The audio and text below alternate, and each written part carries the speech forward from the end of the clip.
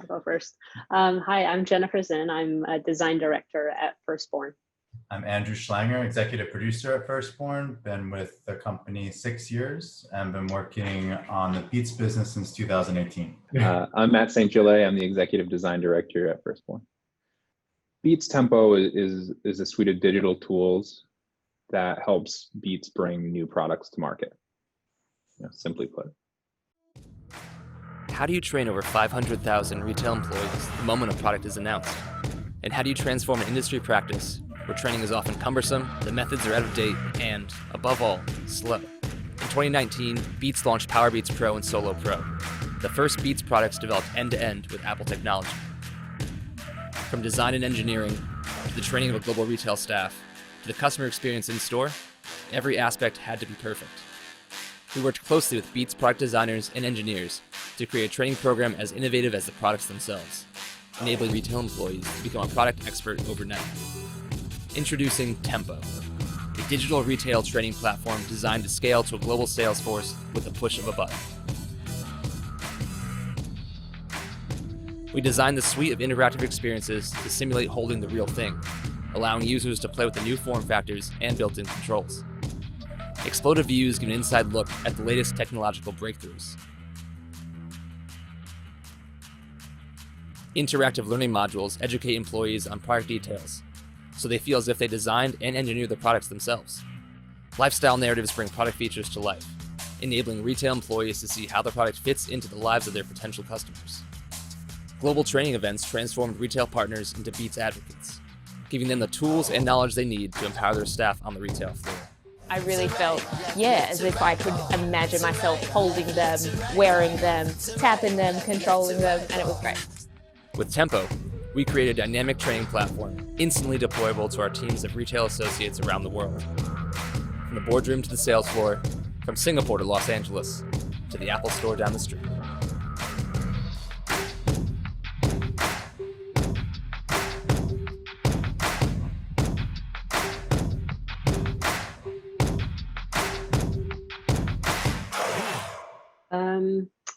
The brief actually started in a very different place than where we ended up what we're currently working on now.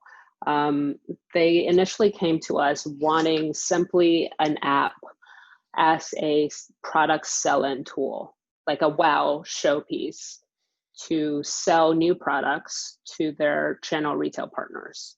That was the first brief. That's where we started. Awesome. So the original brief was for PowerBeats Pro. It was the first product that was designed end-to-end by Apple. And after about 5 years of R&D, they were ready to bring this product to market. So we had about a year until they were going to release it. And the original brief, as Jennifer mentioned, was to just sell in this thing. But the problem was that they didn't have the actual prototypes in hand to go and sell. So they wanted to create something a little bit more compelling digitally. And so the original idea was actually for an AR project to really bring the whole product to life.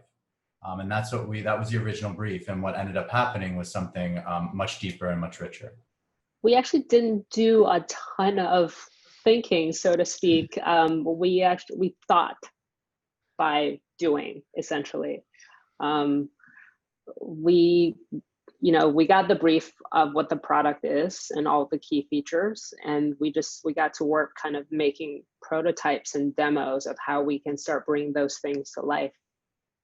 Yeah, it really speaks to the way that Firstborn works, and the team here at Firstborn works is, we kind of have this mentality and this ethos, if you will, creatively, and that's less talk, more rock. And our clients were very much about seeing and reacting, and our team truly designs and iterates at a speed that is really remarkable. We initially came in with an AR prototype. They said, that's amazing. We said, how do you improve on that? How do you build on it? And we say, well, we kind of can't. You can only do so much with AR. The fidelity is only so capable. And then they said, oh, great. Well, the key is to get the product in the hands of people, so to speak, digitally, when you don't have the physical product.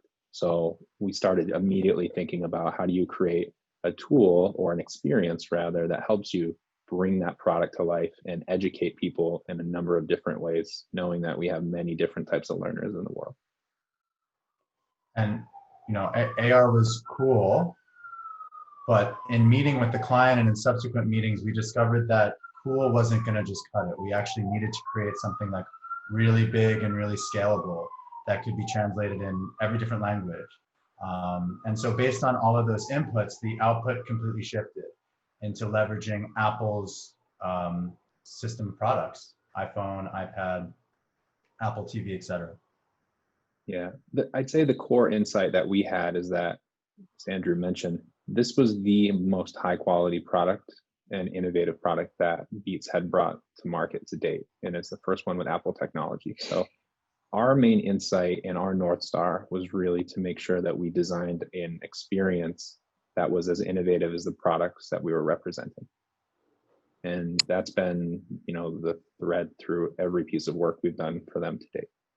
And as Jennifer mentioned, I don't even think we brought a deck to our first meeting together. No. We came with an iPad with a prototype app and modules already built out, so they could start to play with things and move things around and start to experience what we wanted to create. And that's how the whole project started, and that really set the tone for how we work now. And they're just, you know, really hands-on collaborative clients. So we wanted to make sure that we could deliver on that. I think just by setting that tone from the beginning, by being very hands-on with them, by showing what we're talking about to them rather than, you know, showing them a deck and hoping they understand it. We put it in their hands and have them play with it, experience it, and then give us feedback. So it sets that tone moving forward, and that's sort of what they expect.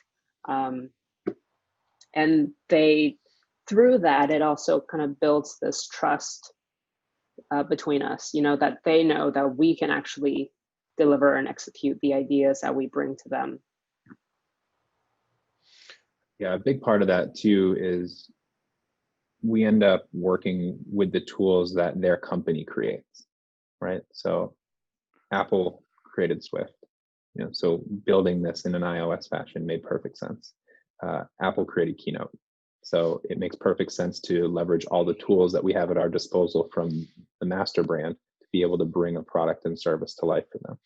And we make use of those tools, you know, as much as we can. And we found some really clever ways to use Keynote to help prototype so we can change things in line with clients, especially sequencing video, mapping out the flow and the fidelity, and showing true work in progress while being, you know, extremely mindful of the level of effort that we have, and really brings the clients in close. They can spend time with it. They can make any adjustments. We can say, well, let's trim this video, and you just go into Keynote and we trim it up. And then we say, great, well, that's feeling pretty good. How about we try to see if we can reorder it? Well, it's really easy. We don't have to wait and build. And depending on what level of fidelity we were working through, we were either doing, you know, native prototyping to test some new interaction models and paradigms that Jen and the team have put together, or once we have some of those mapped out in the early exploration phase, we have an opportunity to prototype those using alternate tools, output them as video, and then bring them back in to kind of tell that story, which is really incredible. Yeah, so it's a very collaborative team.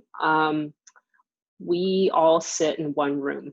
We have to work in a Black site because they're Black projects. So the creative team, you know, our editor, our CG artist, motion graphics artist, copywriter, all the producers, the development team, we're all in one room. And so part of what's made this project experience is so great and so different is like what starts off as an idea from me, from like the creative team, it gets very quickly translated into like a real life kind of code, just through like, you know, I'll comp up something and then explain the idea, and you know, our developer Owen can start playing around with it. So almost as soon as we have some notion of what we want to do, and we start building it, you know, we can start getting the CG artists to start experimenting with CG animation, outputting some form of render in a Playblast form to give to our dev, and he can put it into a test prototype to start playing around with things. So things come together a lot quicker when we all sit together. And now we're all sitting at home, so it's a little bit different, but still we've created that collaboration model, and that exists whether we're actually sitting together or virtually sitting together. And we would not have been able to have an output like this without clients that trusted us, that were hyper collaborative, and that were willing to challenge us and push us and kind of reel us back in certain instances to really help us bring this stuff to life. So working with them has been great. They're probably one of the best clients we've had the opportunity to work with and continue to work with. They always had a vision that education didn't have to be boring, and we could take everything that we do to the next level where people are learning details about a product in such a way that they don't even know that they're learning. And an educated consumer, an educated sales associate is more inclined to lead to conversion or lead to purchase because they have the information that they need. So that was our North Star. That's what guided the whole process. And it allowed us to really have fun with it and create beautiful, beautiful work. I think it's just the multidisciplinary aspect of this whole enterprise. Bringing together live action and CG interactivity, motion design, and all this stuff. It requires everyone to kind of think about what someone else is doing. It's impossible to work in any kind of waterfall method where you simply pass things on. So I think that's really what I feel most proud of, is being able to weave all this stuff together. Yeah, it's really a truly collaborative team. I mean, this is the most, true expression and complete expression of the work that we do at Firstborn. It's from ideation all the way to code. And what I'm most proud of on a bigger scale too, is that we created a platform for them. So it's not a one-off. It's something that they're using that has many shapes and sizes and has many different audiences across the world. It's translated. It's a global product. It's a global training tool. So that's been really, really incredible to see, and to have a team do this all in-house has been just remarkable. I can't give the team enough props for how well they brought this together. One of the things that's really nice too is the level of 3D work that our team has been capable of. There were often times when it was unclear from time to time if it was a photograph or if it was the real thing, or if it was a CG moment. And the team, that work has really gone up the ladder there. So we have opportunities to actually output a lot of the 3D work that they're doing and some of the other channels that they're doing. And just to see the work of the team scale has been really incredible. But to Jen's point, this is a true multidisciplinary effort across all disciplines, just working seamlessly. So can't be more proud of the group that did this. Well, we ended up building like a back-end architecture, so that instead of building each iteration like from scratch, we have a system, a scaffolding that we can quickly stand up new products. So I think that's really crucial to, helping them release multiple products over all these years, globally in multiple languages. Yeah, the importance of scale was that everyone needed to be speaking the same language about the product, but in different languages. And so we needed to create a system, as Jennifer said, to be able to facilitate that. So we built the back-end framework. That was the first step, but then we needed to create the localization workflow and understand from a design perspective what the impacts are from the beginning. And so we can plan for that. But now, after a couple of products in, we have a pretty well-oiled machine, but it did take a little bit of time to kind of hammer out all those kinks. And then just lots of learnings on all the different markets, all the different regions about what creative is acceptable and not, and just learnings along the way. But there's no one size fits all when you're dealing with the scale that Beats deals with. We completed PowerBeats Pro, and our clients did a presentation, like a keynote, almost like an internal keynote, where they showed all the work, and they had the prototypes of PowerBeats Pro, and they had key sales representatives from each of the region all in a large room, and they were giving them a tutorial of all the work that we did, and just going around and speaking with these people from all over the world and seeing their faces light up, because all of a sudden their job got a whole lot more interesting and a lot more exciting and a lot more compelling, because they had a really impressive product to go into a selling meeting and really sell this thing.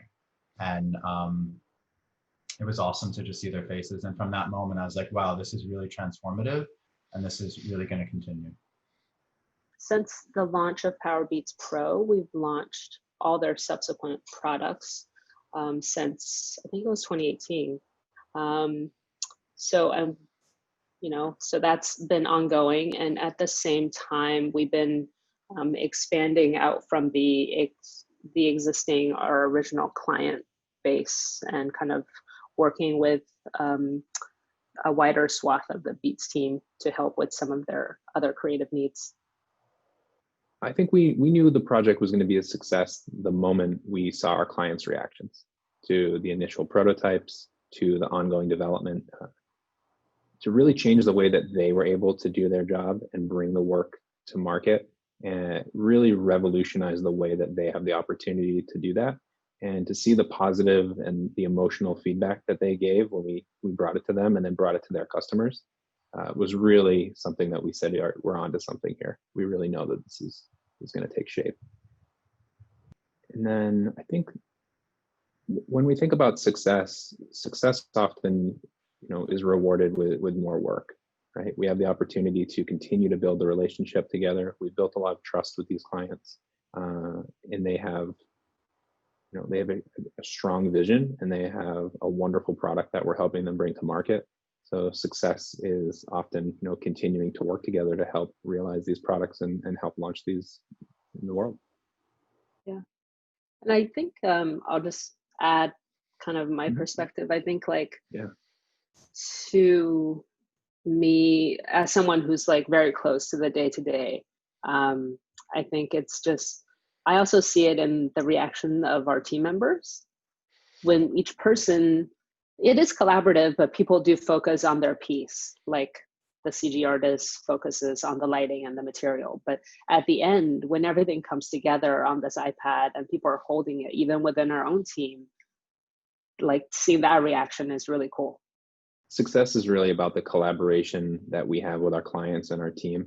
Everything is seamless here. And for everyone to have such tremendous pride, it shows when we touch the work at all phases of it.